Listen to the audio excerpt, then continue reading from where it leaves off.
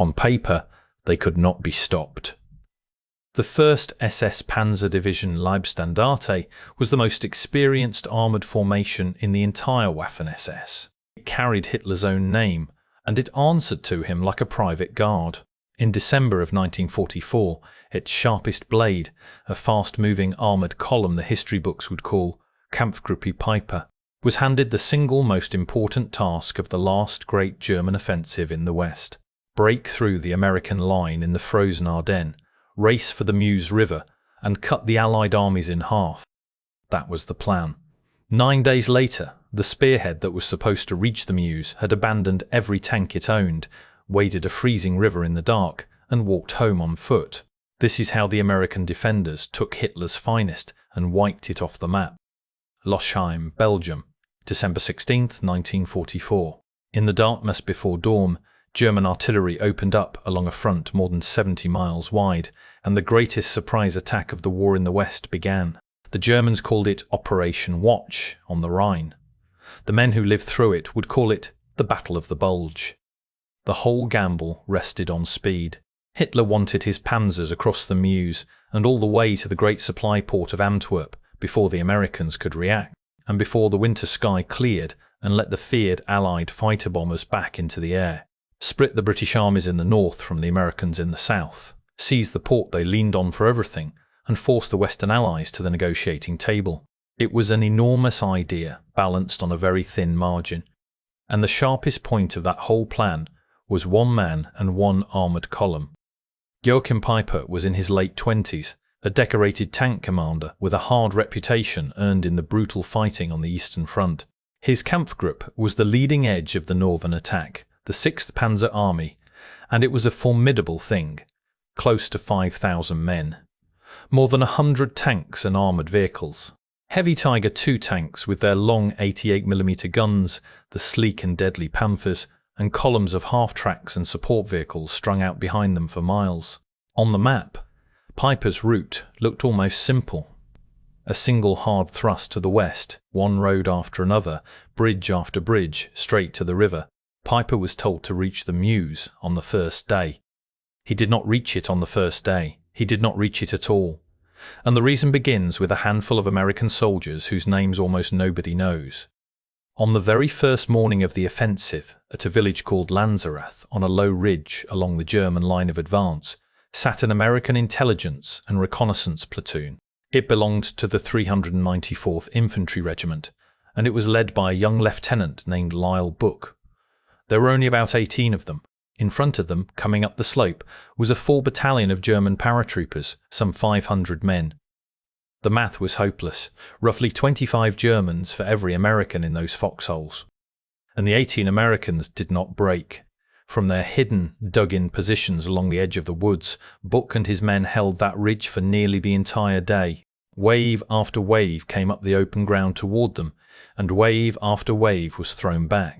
They held for close to 20 hours before they were finally overrun and taken prisoner, and by then they had done something that would ripple through the whole northern battle. They had jammed the timetable.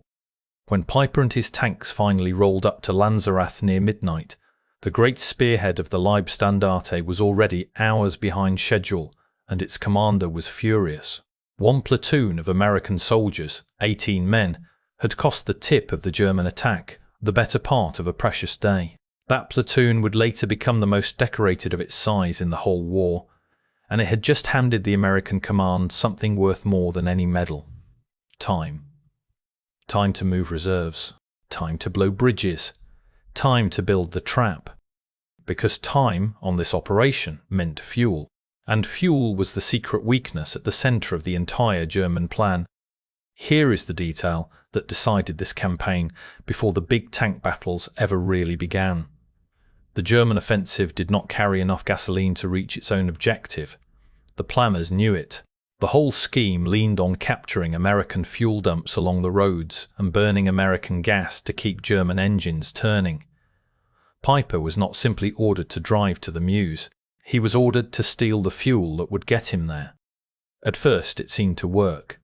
On the 17th of December, Peiper's column overran the village of Honsfeld and seized a stock of American fuel almost untouched.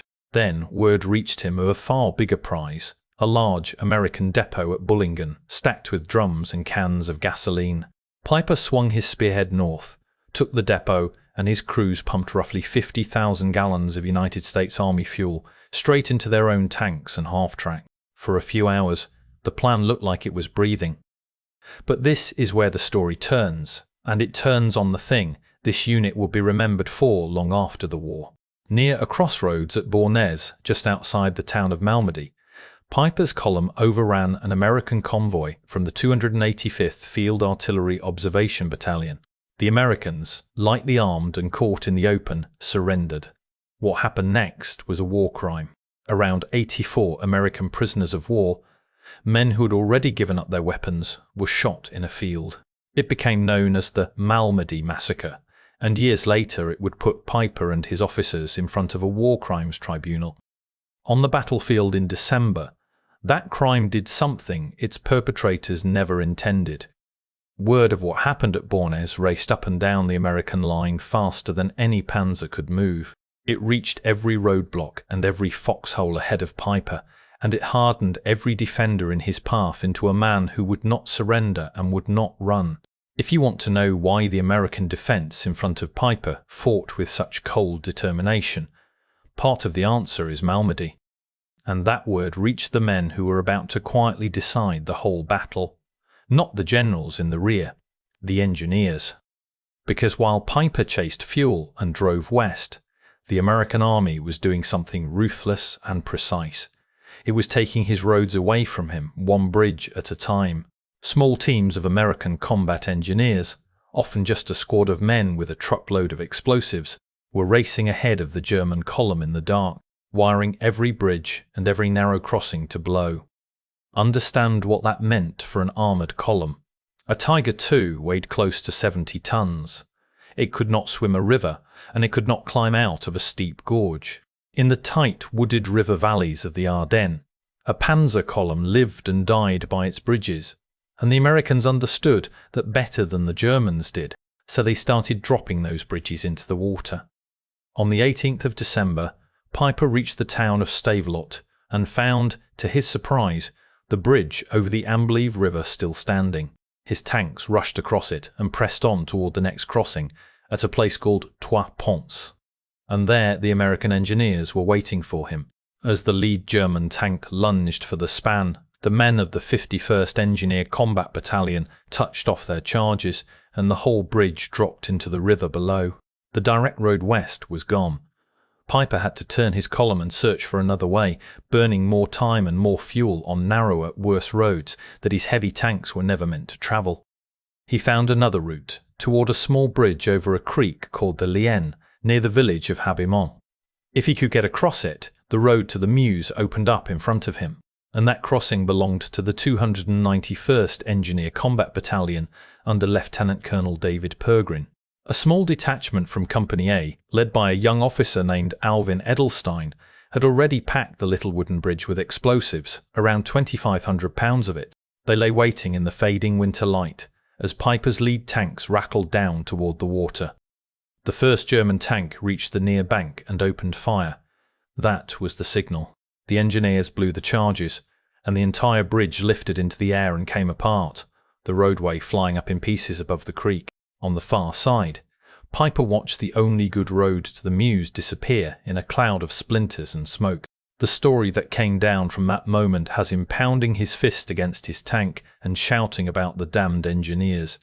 He had every reason to curse them.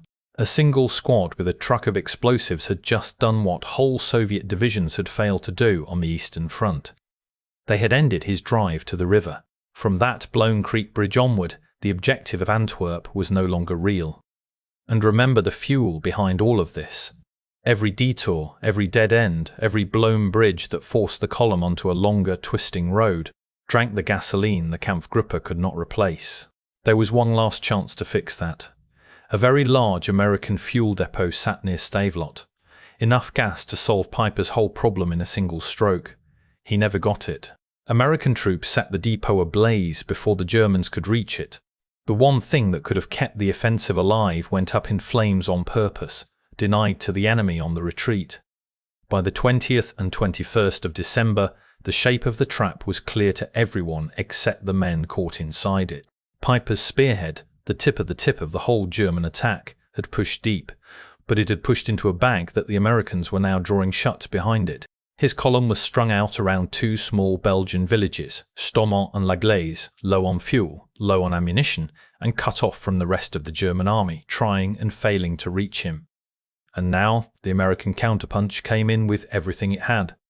The unit that carried the weight of it was the 30th Infantry Division, a hard, veteran outfit the Germans themselves had nicknamed Roosevelt's Butchers for how often it had turned up to ruin their plans. Alongside it came combat teams from the 3rd Armoured Division, and to the west the paratroopers of the 82nd Airborne tore into Peiper's men holding the village of Chenur. At Stoumont, American infantry and armour fought Peiper's troops for a large stone sanatorium that changed hands more than once in close room-by-room fighting. This was no longer a race for the muse, it was a closing fist, and every finger of it was American. Every yard the defenders took shrank the pocket. Every yard cost Peiper ground he could not spare and fuel he did not have to manoeuvre.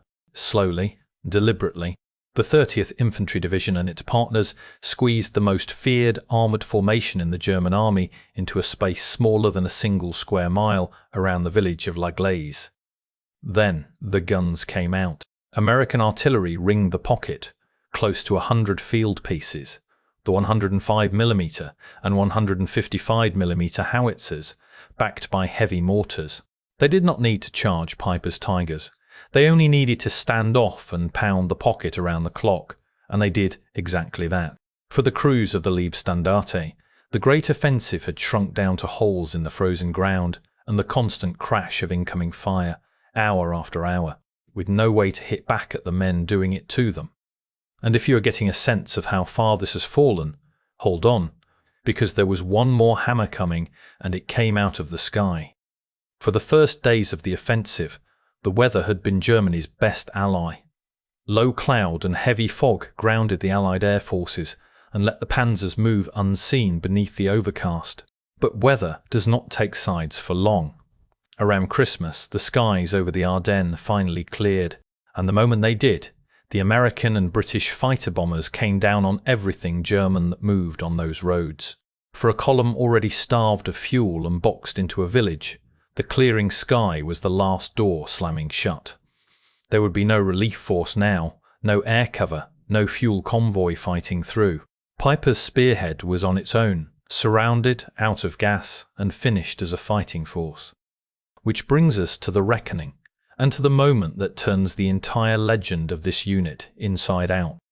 By the 23rd of December, Peiper knew the truth. His tanks were dry. You cannot fight a panzer with no gasoline in it. A Tiger II with an empty tank is not a war machine. It is a 68-ton steel box that cannot move, and once the Americans work around it, it is only a target waiting to be taken. He had some of the most advanced armour in the world sitting in the streets of Gleize, and he could not drive a single vehicle of it out of the trap. Everything the German plan had promised, the speed, the shock, the unstoppable steel, had come down to a parking lot of dead machines in a Belgian village. So the commander of Hitler's proudest spearhead made the only decision left to him. He gave the order to leave the tanks behind. In the early hours of December 24th, Christmas Eve, about 800 men slipped out of Gleize in the dark and on foot. These were the survivors of a Kampfgruppe that had rolled into Belgium close to 5,000 strong. They left behind everything that could not walk: 6 Tiger II heavy tanks, 6 Panthers, 6 Panzer IVs, around 70 half-tracks. The entire steel spine of the Spearhead abandoned in the snow with empty fuel tanks. The men waded the freezing Ambly River in the black of night, climbed up into rough, wooded high ground, and began a march of some 36 hours across the hills, working their way back past the very bridges the American engineers had blown toward the German lines at the Somme Valley. They left their wounded behind in Gleize. They released about 150 American prisoners they had been holding, and they walked out of the battle they had been sent to win, carrying rifles instead of riding tanks, a beaten infantry patrol where a proud armoured division had gone in. Sit for a moment with the distance between the promise and the result.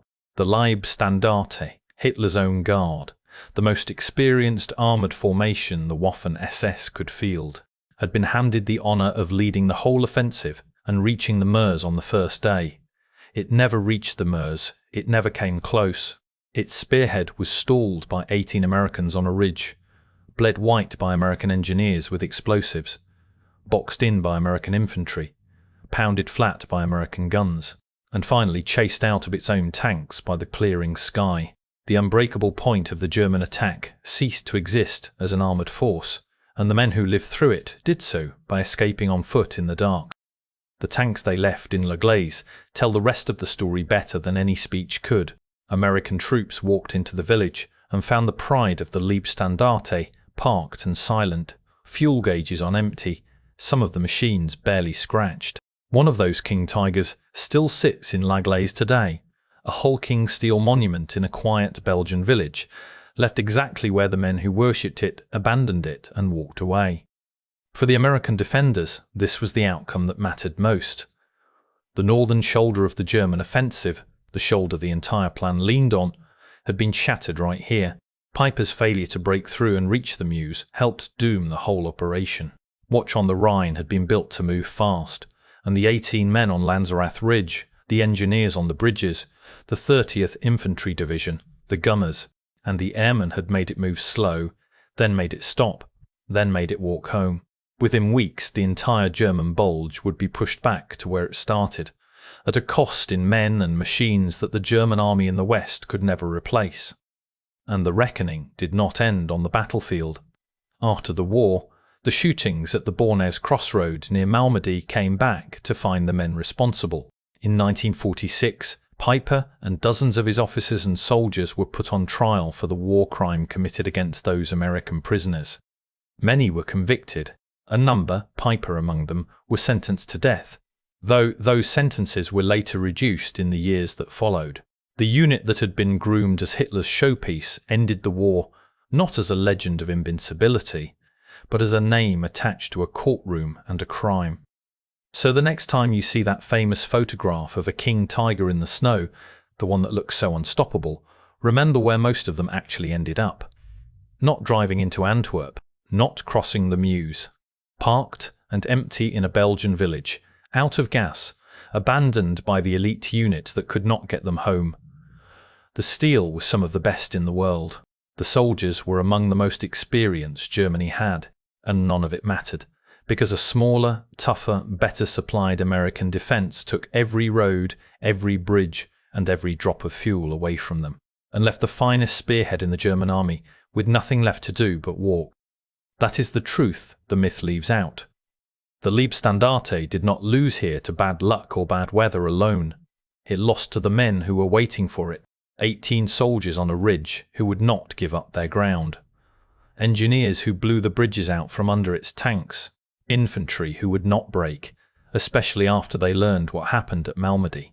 Gunners who never stopped firing into the pocket, and pilots who owned the sky the instant it cleared. If you want to see how another so-called unstoppable German formation met the same kind of end, the video on screen breaks down the next one. And if you like your history clear-eyed, with the legends stripped off and the hard facts left standing, subscribe and stay with the channel. There is a great deal more of this to tell.